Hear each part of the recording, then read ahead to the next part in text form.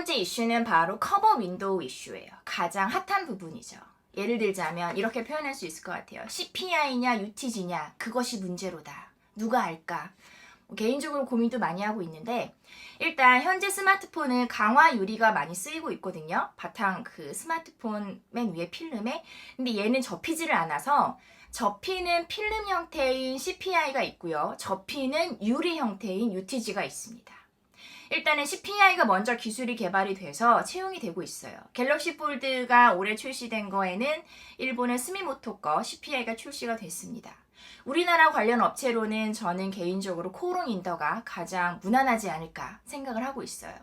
그리고 UTG 같은 경우는 접히는 글라스라고 해서 이 부분은 사실 비상장 업체인 도우인시스가 가장 주목을 받는 회사인데 뉴파워 플라즈마가 관련된 지분을 보유하고 있어서 상장사 중에서는 얘기가 되고 있습니다. UTI도 있고요. 캠트로닉스도 있고요.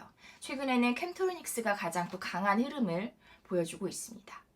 근데 이게 기술의 문제인 것 같아요. 약간 안으로 접는 인폴딩 방식에서는 CPI가 좀 유리하다는 얘기도 있고 밖으로 접는 화웨이 메이트 X처럼 밖으로 접는 거에는 UTG가 유리하다는 얘기도 있고요. 이 CPI라는 접히는 필름이 먼저 개발이 돼서 지금 현재 코오롱 인더가 양산 능력이 굉장히 많이 확보가 되었어요. 근데 도우인시스의 어떤 UTG 같은 경우는 기술이 조금 더 어려워서 얘는 지금 현재 50만 정도? 그래서 지금 폴더블이 한 600에서 700만 정도 보고 있는데 50만으로는 사실은 되게 부족하잖아요. 그래서 CPI가 시장을 먼저 선점하다가 나중에는 UTG가 양산 능력이 많이 확보되면 이쪽으로 넘어가지 않을까. 결국에는 UTG로 가기 위해서 CPI가 약간 보조적인 수단으로 있는 것은 아닌가라는 얘기를 많이 하고 있습니다. 근데 하지만 아무리 고민을 해봐도 이거는 지금 현재 이재용도 모른다라고 저는 결론을 내렸어요. 만일에 접히는 필름도 기술이 좋아져서 얘 같은 경우는 약간 이렇게 주름이 생기고 그다음에 뭐 좀 싸 보이는 느낌이 있고 뭐 이런 게 단점인데 이런 부분에 있어서도 뭔가 기술이 개발돼서 CPI로도 UTG 같은 효과를 낼 수도 있다라고 나중에 그런 기술이 생긴다라고 하면 사실은 이게 더 클 수도 있고요. 그래서 두 개를 다 가져가는 전략이 가장 바람직하다라는 생각이 들고요.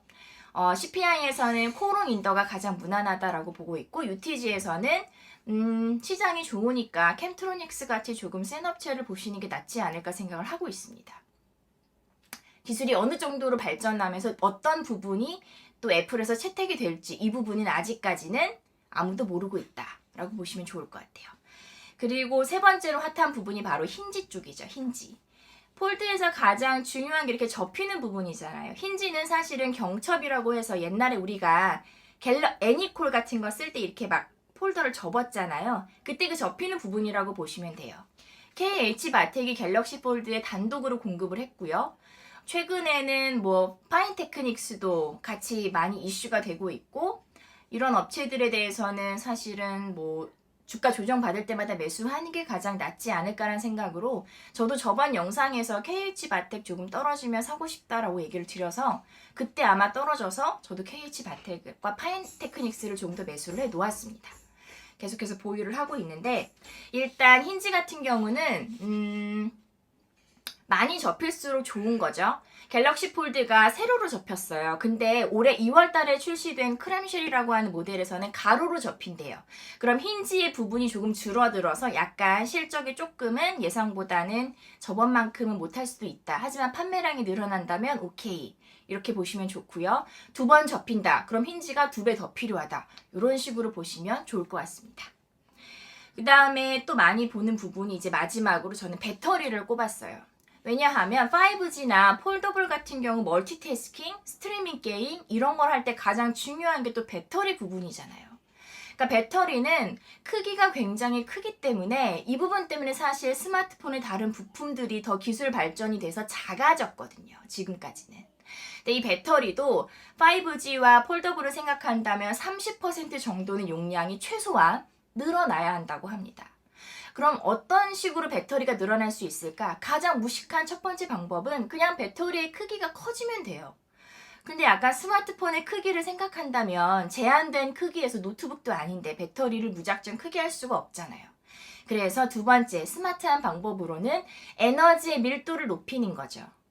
그래서 이런 부분과 관련돼서는 최근에 좀 노력하고 있는 데가 나노신소재 또는 전기차 업체 중에 대주전자재료, 그리고 최근에 또 약간 각광받고 있는 ITM 반도체, 보호회로 관련된 회사들, 이런 부분이 역할이 좀 더 중요한 것 같아요. 왜냐하면 기술이 좋아져서 더 많은 밀도의 배터리를 싣는다고 하더라도 밀도가 높아지면 폭발의 위험이 있거든요. 이런 부분은 또 ITM 반도체와 관련되지 않을까라고 생각을 해보았습니다. 이제 가장 중요한 부분이죠. 도대체 매수와 매도를 언제 그림을 그려야 하는가? 이 부분에 대한 간단한 저의 어떤 의견을 드리도록 하겠습니다. 일단 시장이 세다면 저는 상승률이 가장 센 놈한테 붙는 게 맞다라는 생각을 하고 있어요. 이거는 경험칙에 의한 건데 사실 올해 5G와 관련된 이슈만 보더라도 KM한테 붙는 게 제일 나았어요.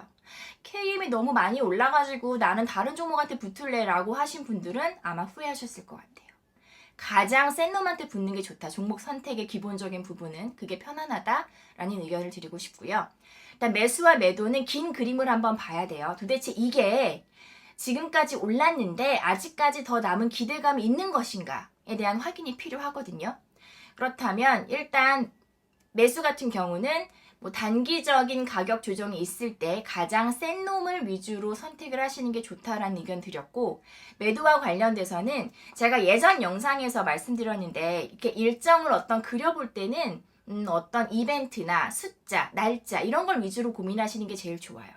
어떤 이슈가 있냐면 일단 내년 2월에 MWC라고 하는 어떤 반도체 IT 쪽에서는 가장 큰 행사가 열립니다. 그래서 이 MWC를 기준으로 삼성 갤럭시 S11이 출시가 될 가능성이 있고요. 갤럭시 폴드 이후에 크렘셀이라고 하는 가로로 접히는 폴더블 폰도 출시될 예정이 있는 것 같아요. 따라서 가장 중요한 모멘텀은 2월에 있는 거겠죠. 제품이 출시하니까. 그럼 출시 전까지 그 기대감으로 주가가 오른다고 보시는 게 맞다고 본다면 일단은 뭐 단기적인 조정 구간에 아직 기간이 남아있으니까 매수를 하는 전략이 맞다라고 생각을 하고요. 매도 타이밍으로는 일단 개인적으로 지금 말씀드린 내년 2월 일정이 있으니까 한 1월 중순 정도부터는 약간 차익 실현의 욕구가 나오지 않을까라는 생각을 하고 이때가 1차 매도 시점으로 저는 보고 있고요. 그 다음에 2차 같은 경우는 그러니까 저번 영상에서 말씀드렸듯이 개인적으로 내년 5월 총선 전에가 어떤 상반기 시장의 가장 상승의 마지막 시점이 아닐까라고 생각을 하고 있어서 일단 그때를 2차 시점으로, 매도 2차 시점으로 보고 있습니다. 우리가 항상 또 여름 시장에서는 장마 오듯이 주식에도 막 장마가 내렸었어요. 그래서 어떤 꾸준하게 상승하다기보다는 연초 때 상승률이 가장 높다가 봄 지나면서부터 좀 슬로우해지다가 여름 때는 좀 막 날은 더운데 내 계좌는 스산해지는 이런 경험 많이 하셨다고 저는 생각을 해요. 그래서 여름 정도에는 쉬다가 갤럭시 폴드 2가 한 내년 가을 정도쯤에 또 출시되지 않을까. 노트도 있으니까. 그럼 이때는 다시 조정받다가 올라가는 시점이 아닐까라는 생각을 좀 그려보았습니다. 그래서 개인적으로 1차 매도 시점은 2월에 MWC 이전으로 보고요. 2차 매도 시점은 총선 전에 한 4월 정도 시장이 슬로우해지는 구간에서 이런 시점으로 한번 매매를 한번 그려보았습니다. 폴더블과 관련된 이슈를 한번 정리를 해보았고요. 다음번에도 재밌는 소식으로 찾아뵙겠습니다. 감사합니다.